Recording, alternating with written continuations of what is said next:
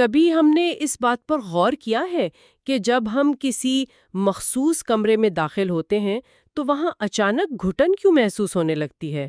ہاں، اور واقعی یہ بڑا عام تجربہ ہے۔ بالکل۔ یا پھر کسی قدیم اونچی چھت والی عبادت گاہ میں جاتے ہی ہماری آواز خود بخود دھیمی کیوں ہو جاتی ہے؟ ہم وہاں چلا نہیں سکتے۔ صحیح بات ہے، ایک عجیب سا اثر ہوتا ہے۔ عام طور پر ہمیں لگتا ہے کہ عمارتیں صرف اینٹ، پتھر، سریا اور کانچ کا ڈھیر ہیں، ہم انہیں صرف ایک بے جان جگہ سمجھتے ہیں۔ لیکن سچائی یہ ہے کہ یہ خاموش دیواریں، یہ راستے اصل میں ہماری نفسیات کو ہیک کر رہی ہوتی ہیں۔ ایگزیکٹلی یہ ایک ایسی زبان بول رہی ہوتی ہیں جو ہمارے ذہن کو سیدھا کنٹرول کرتی ہے۔ اور آج کی اس تفصیلی گفتگو کا مقصد یہی ہے کہ اس خاموش زبان کو ڈی کوڈ کیا جائے۔ اور سب سے حیران کن بات یہ ہے کہ ہم اس زبان کے اثر میں تو رہتے ہیں دنیا بھر میں، مگر اسے پڑھنا نہیں جانتے۔ ہمارے ارد گرد کا ماحول ایک مکمل اور سوچی سمجھی ترتیب سے بنا ہوتا ہے۔ ہاں، لیکن ہم بس ساتھی نگاہ ڈال کر گزر جاتے ہیں۔ تو آج کی اس جائزے کے لیے ہم نے مختلف آرکیٹیکچرل ریویوز، آرٹیکلز اور خاص طور پر فرانسس ڈی کے چنگ کی عظیم کتاب کو اپنا مرکز بنایا ہے۔ Architecture, form, space and order. بڑی زبردست کتاب ہے۔ واقعی یہ کتاب دراصل اس بات کا خلاصہ کرتی ہے کہ فن تعمیر یعنی آرکیٹیکچر محض کسی انجینئر کی کیلکولیشن کا نام نہیں ہے، یہ انسانی احساسات کی ترجمانی ہے۔ چنگ کے اس کتاب کو گلوبل لیول پر آرکیٹیکچر کی بیسک ووکیبلری یعنی بنیادی زبان مانا جاتا ہے۔ اگر ہم اس کتاب کی گہرائی میں جائیں تو پروفیسر چنگ کا یہ شاہکار، جسے بہت سے ریویوز میں ان کا میگنم اوپس کہا گیا ہے، صحیح، یہ الفاظ سے زیادہ اپنی باریک اور نفیس ڈرائنگز کے ذریعے بات کرتا ہے۔ میٹیکولس ڈرائنگز۔ انہوں نے بس ایک لکیر کھینچ کر بتا دیا ہے کہ شکل یعنی فارم اور خلائی جگہ یعنی اسپیس، ان کے درمیان کیا رشتہ ہے۔ مطلب انہوں نے ٹیکسٹ سے زیادہ ویژولز پر فوکس کیا ہے۔ بالکل، اور یہ کتاب کسی ایک مخصوص ثقافت یا خطے کی بات نہیں کرتی، یہ ان اصولوں کی بات کرتی ہے جو پوری دنیا میں ہر دور میں انسانی ذہن پر اثر انداز ہوتے ہیں۔ ایک سیکنڈ، مجھے یہاں اس بیسک ووکیبلری والے لفظ پر تھوڑا رکنا ہے۔ جی بتائیں۔ جب ہم کسی چیز کو زبان یا ووکیبلری کہتے ہیں تو اس کا مطلب ہے کہ ہم کچھ قوانین طے کر رہے ہیں، کچھ رولز سیٹ کر رہے ہیں۔ ہاں، گرامر کی طرح۔ رائٹ۔ تو اگر یہ کتاب فارم اور اسپیس کے رولز سیٹ کر رہی ہے تو اسے پڑھنا ویسا ہی نہیں ہو گیا جیسے کوئی عظیم ناول لکھنے سے پہلے گرامر کے اصول رٹنا؟ اچھا، میں سمجھ رہا ہوں آپ کا اشارہ کس طرف ہے۔ میرا سوال یہ ہے کہ آرکیٹیکچر تو ایک تخلیقی فن ہے، ایک کریٹو آرٹ ہے۔ اگر ایک ڈیزائنر کو پہلے ہی بتا دیا جائے کہ یہ لکیر ایسے ہی لگانی ہے تو کیا اس کی تخلیقی آزادی وہاں ختم نہیں ہو جاتی؟ یہ تو ایک پابندی لگ رہی ہے مجھے۔ یہ سوچ آنا بالکل فطری ہے، لیکن اسے تھوڑا مختلف زاویے سے دیکھتے ہیں۔ اصل میں کوئی بھی ووکیبلری تخلیق کو قید نہیں کرتی، بلکہ اسے وجود میں لانے کا راستہ دیتی ہے۔ مثال کے طور پر اگر ایک شخص کو رنگوں کی بنیادی پہچان ہی نہیں، اسے نہیں معلوم کہ نیلے اور پیلے کو ملانے سے ہرا بنتا ہے، تو کیا وہ ایک ماسٹر پینٹر بن سکتا ہے؟ نہیں، بالکل نہیں۔ بس یہی بات ہے۔ چنگ کی ڈرائنگز کسی کو یہ نہیں بتاتی کہ کیا ڈیزائن کرنا ہے، وہ یہ نہیں کہتی کہ گھر ایسے بنتا ہے اور دفتر ایسے۔ اچھا۔ وہ بس یہ بتاتی ہیں کہ جب ایک عمودی دیوار یعنی ورٹیکل وال کھڑی ہوتی ہے تو وہ اس اسپیس کو کاٹتی کیسے ہے، اس دیوار کے ہونے سے اس کے پیچھے جو سایہ بنتا ہے وہ وہاں موجود انسان کو کیسا محسوس کرواتا ہے۔ تو وہ ٹولز دے رہی ہیں، رولز نہیں جو ریسٹرکٹ کریں۔ ایگزیکٹلی۔ جب ایک ڈیزائنر ان عناصر کو پوری طرح سمجھ لیتا ہے تو اس کی آزادی چھنتی نہیں ہے، وہ ان ٹولز کو اپنے مقاصد کے لیے بہتر استعمال کرنے کے قابل ہو جاتا ہے۔ اچھا، یعنی جب تک آپ کو میدان کی حدود کا ہی علم نہیں ہوگا آپ اس میں کھل کر کھیل نہیں سکتے۔ یہ کافی گہرا نقطہ ہے واقعی۔ ہاں، اور یہی اس کتاب کا اصل مقصد ہے۔ تو پھر چلیے اس ووکیبلری سے آگے بڑھتے ہیں اور بات کرتے ہیں ان لفظوں کی جن سے مل کر یہ جملے بنتے ہیں۔ کتاب کے عنوان میں ہی 3 اہم لفظ ہیں: فارم، اسپیس اور آرڈر۔ صحیح۔ مجھے ان سورسز کو پڑھتے ہوئے جو چیز سب سے دلچسپ لگی وہ یہ تھی کہ فارم اور اس کے فنکشن کا آپس میں بڑا گہرا تعلق ہے۔ یہ صرف دیواروں اور خالی جگہوں کی بات نہیں ہے، لیکن یہ فنکشنز اصل میں کام کیسے کرتے ہیں؟ یہاں ہمیں فنکشن کے تصور کو تھوڑا مزید کھولنا ہوگا۔ عام طور پر فنکشن سے مراد صرف عملی استعمال یا پریگمیٹک فنکشن لیا جاتا ہے۔ جیسے کہ کچن کھانا پکانے کے لیے ہے اور بیڈ روم سونے کے لیے؟ بالکل، لیکن سورسز واضح کرتے ہیں کہ آرکیٹیکچر اس سے کہیں آگے کی چیز ہے۔ اس میں سرکولیٹری فنکشن ہوتا ہے، سمبولک فنکشن ہوتا ہے، اور پھر سب سے اہم نفسیاتی فنکشن۔ ہاں، سائیکولوجیکل یا نفسیاتی فنکشن ہوتا ہے۔ پروفیسر چنگ ملٹی سینسری ڈائمینشنز کا ذکر کرتے ہیں، جہاں صرف آنکھیں نہیں، ہمیں ہماری تمام حسیات استعمال کرنی پڑتی ہیں۔ مجھے اس سرکولیٹری فنکشن کو تھوڑا اور سمجھنا ہے۔ کیا اس کا مطلب یہ ہے کہ عمارت خود طے کرتی ہے کہ ہم وہاں کہاں چلیں اور کیسے چلیں؟ جی بالکل، ذرا ایک بہت عظیم و شان میوزیم کا تصور کریں۔ اچھا۔ اس کا ڈیزائن عموماً ایسے بنایا جاتا ہے کہ داخلہ ایک چھوٹے اور تنگ راستے سے ہوتا ہے۔ ہاں، اکثر بلڈنگز میں ایسی انٹرنس ہوتی ہیں۔ جب لوگ اس تنگ راستے سے گزرتے ہیں تو ان کی چلنے کی رفتار تھوڑی تیز ہو جاتی ہے، اور اندر ایک قسم کی بے چینی یا تجسس پیدا ہوتا ہے۔ انٹرسٹنگ۔ اور پھر اچانک وہ راستہ ایک بہت بڑے، روشن اور وسیع ہال میں کھلتا ہے، جہاں میں آرٹ ورک رکھا ہوتا ہے۔ اس تنگ راستے سے نکل کر کھلی جگہ میں آنے سے سینہ خود بخود چوڑا ہوتا ہے، ایک فزیکل ریلیف محسوس ہوتی ہے۔ او واو! یعنی یہ جو چلنے کا راستہ طے کیا گیا یہ سرکولیٹری فنکشن تھا۔ صحیح پکڑا آپ نے، اور اس نے جو جذبات پیدا کیے وہ نفسیاتی فنکشن تھا۔ عمارت نے خود اس شخص کو گائیڈ کیا کہ اسے اس ماسٹر پیس کو کس ذہنی حالت میں دیکھنا ہے۔ یہ واقعی حیران کن ہے۔ ہمیں لگتا ہے ہم اپنی مرضی سے چل رہے ہیں، لیکن اصل میں آرکیٹیکٹ نے ہمارے قدموں کی ترتیب پہلے ہی لکھ دی تھی۔ ایسا ہی ہے۔ اور اسی طرح اگر میں سمبولک فنکشن کی بات کروں تو شاید یہی وجہ ہے کہ پرانے زمانے کے بینکس یا مالیاتی ادارے ہمیشہ بھاری پتھروں اور بڑے بڑے ستونوں سے بنائے جاتے تھے۔ پلرز ہوتے تھے ان میں۔ بالکل، تاکہ باہر کھڑے انسان کے دماغ میں یہ پیغام جائے کہ یہ جگہ مضبوط ہے، پیسہ محفوظ ہے۔ اور آج کل کی ٹیک کمپنیز شیشے کی عمارتیں بناتی ہیں تاکہ ٹرانسپیرنسی اور نئے دور کا احساس دلا سکیں۔ جی، آپ نے بالکل صحیح پوائنٹ آؤٹ کیا۔ یہ پتھر، یہ شیشہ، یہ روشنی، یہ سب مل کر ایک آرڈر یا ترتیب بناتے ہیں۔ اور جہاں تک ملٹی سینسری ہونے کا تعلق ہے تو بات صرف دیکھنے کی نہیں ہوتی۔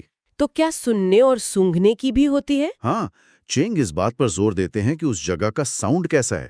ایک لمبے خالی کوریڈور میں جب قدموں کی آواز گونجتی ہے تو وہ ایک اکیلے پن کا احساس دلاتی ہے۔ واقعی؟ مٹیریل کی خوشبو کیسی ہے؟ لکڑی کی مہک ایک جگہ کو گرم اور اپناپن دیتی ہے، جبکہ ٹھنڈا ماربل ایک قسم کا دبدبا یا اتھارٹی قائم کرتا ہے۔ صحیح۔ یہ سب عناصر جب ملتے ہیں تب وہ آرڈر وجود میں آتا ہے جس کا ذکر کتاب کے عنوان میں ہے۔ یہ آنکھوں کا دھوکہ نہیں ہے، یہ انسانی دماغ کے ساتھ ایک بہت ہی گہری گفتگو ہے۔ اگر عمارتیں اتنی گہری گفتگو کر رہی ہیں تو یہ سچ میں کسی میجک ٹرک جیسا لگتا ہے مجھے تو۔ واقعی ایسا ہی ہے۔ لیکن یہاں میرے ذہن میں ایک بہت بڑا تنقیدی سوال آ رہا ہے۔ ہم ان باریک ڈرائنگز، ہاتھ سے بنے خاکوں اور فارم اور اسپیس کے فلسفوں کی بات کر رہے ہیں جو صدیوں سے چلے آ رہے ہیں۔ جی۔ لیکن آج کا دور، آج تو ہم اے آئی، ورچوئل ریالٹی اور ایسی ٹیکنالوجی کے درمیان بیٹھے ہیں جہاں سافٹ ویئر کو ایک کمانڈ ملتی ہے اور وہ منٹوں میں پوری بلڈنگ کا 3D ماڈل کھڑا کر دیتا ہے۔ بالکل، ٹیکنالوجی بہت آگے چلی گئی ہے۔ تو جب سب کچھ ڈیجیٹل ہو چکا ہے تو کیا ان ہاتھ سے بنی لائنز اور پرانی کتابوں کی اہمیت ختم نہیں ہو گئی؟ کیا ٹیکنالوجی نے اس محنت کو آبسلیٹ نہیں کر دیا؟ یہ سوال بہت اہم ہے کیونکہ پروفیسر چنگ خود اس تبدیلی سے بے خبر نہیں تھے۔ اچھا۔ ہم جن سورسز کا جائزہ لے رہے ہیں ان میں واضح طور پر کتاب کے تیسرے ایڈیشن کا ذکر ہے جس میں اس ٹیکنالوجیکل شفٹ کو ایڈریس کیا گیا ہے۔ یعنی انہوں نے کتاب کو اپڈیٹ کیا ہے۔ بالکل، انہوں نے اپنی کتاب کو پرانے زمانے کا قیدی بنا کر نہیں رکھا بلکہ اس کے ساتھ ایک کمپینین سی ڈی روم شامل کیا۔ اس سی ڈی میں چنگ نے اپنے انہی 2D تصورات کو 3D ماڈلز اور اینیمیشنز میں ڈھال کر پیش کیا ہے۔ واو! انہوں نے دکھایا کہ جب ایک سادہ فارم، مثلاً ایک کیوب ہے، جب اسے کسی دوسری شکل میں بدلا جاتا ہے تو سپیس میں وقت کے ساتھ کیا تبدیلی آتی ہے۔ اچھا، تو انہوں نے ٹیکنالوجی سے مقابلہ کرنے کے بجائے اسے ایک نئے ٹول کے طور پر اپنایا۔ جی۔ لیکن سوال وہی اپنی جگہ موجود ہے۔ اگر آج ایک اسٹوڈنٹ نئے زمانے کا ایڈوانسڈ سافٹ ویئر استعمال کر رہا ہے تو اسے پہلے ان بنیادی اصولوں کو جاننے کی کیا ضرورت ہے؟ سافٹ ویئر تو سب کچھ خود کر لیتا ہے نا؟ یہاں ایک بہت باریک فرق سمجھنا ضروری ہے۔ ایڈوانس سافٹ ویئر چاہے وہ کچھ بھی ہو محض ایک ایگزیکیوشن ٹول ہے۔ مطلب وہ صرف عمل کرتا ہے؟ ہاں، وہ وہی بنائے گا جس کی اسے کمانڈ دی جائے گی۔ کمپیوٹر پروگرام اسپیس کی کیلکولیشنز کر سکتا ہے، ڈائمینشنز بالکل درست دے سکتا ہے، لیکن وہ ایووکیٹو انڈرسٹینڈنگ پیدا نہیں کر سکتا۔ ایووکیٹو انڈرسٹینڈنگ، اس سے کیا مراد ہے؟ اس سے مراد وہ جذباتی شعور ہے جو ایک انسان محسوس کرتا ہے۔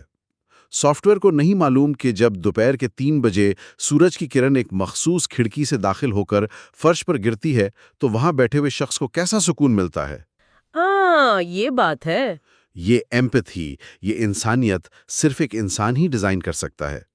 اگر آپ کو فارم اور سپیس کی اس زبان کا اور اس کے نفسیاتی اثرات کا علم نہیں ہے تو دنیا کا سب سے مہنگا سافٹ ویئر استعمال کر کے بھی ایک ایسی عمارت بنائیں گے جو پرفیکٹ تو ہوگی لیکن اندر سے بالکل بے جان ہوگی۔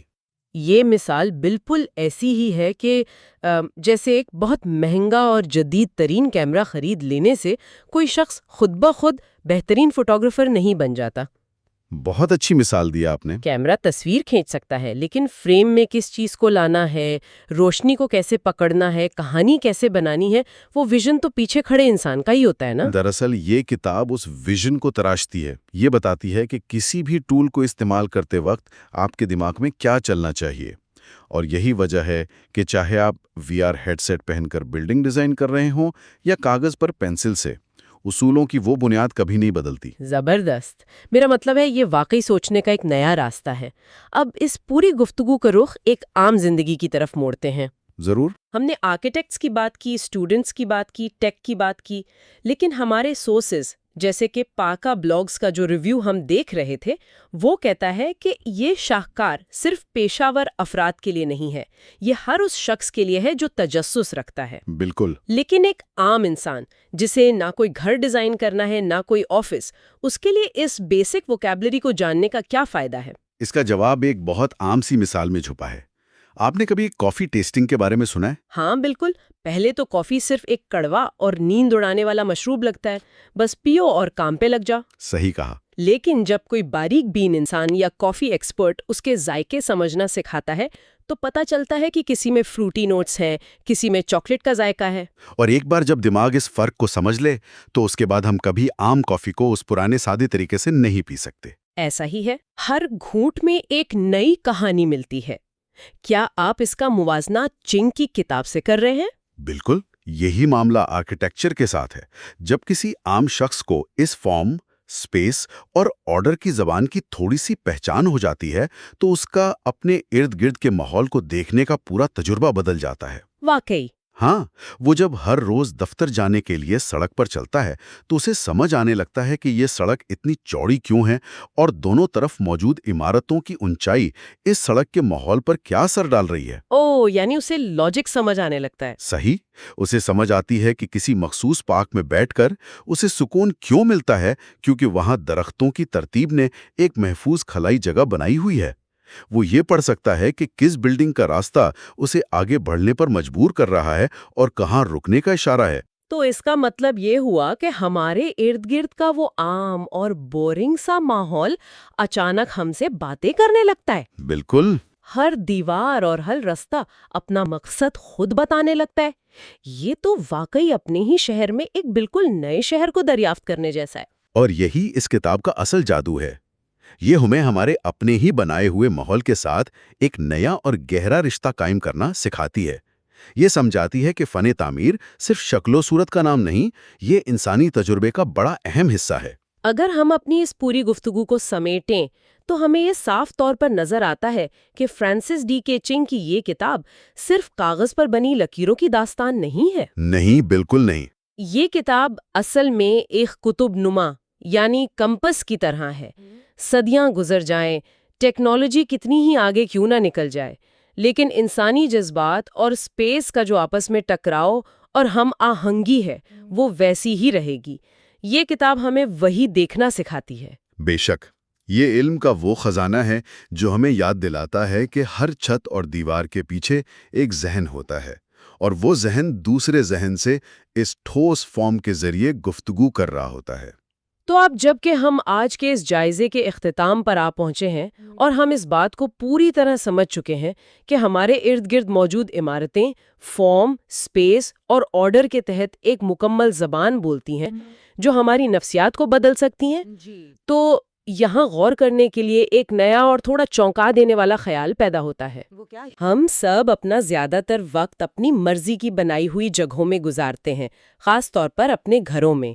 اگر عمارتیں اتنی عقاب جیسی نگاہ رکھتی ہیں اور انسانی حالت کو بیان کرتی ہیں، تو کسی بھی انسان کے اپنے کمرے کی ترتیب، وہاں رکھا سامان اور وہاں موجود خالی جگہ اس کی اندرونی ذہنی حالت کے بارے میں باہر کی دنیا کو کیا پیغام دے رہی ہے؟ یہ بہت ہی اہم پوائنٹ ہے۔ اگر کوئی ہمیشہ اپنے گھر کے پردے گرا کر اور کھڑکیاں بند کر کے رکھتا ہے، تو کیا وہ خاموشی سے اس دنیا سے کٹ جانے کا اعلان کر رہا ہے؟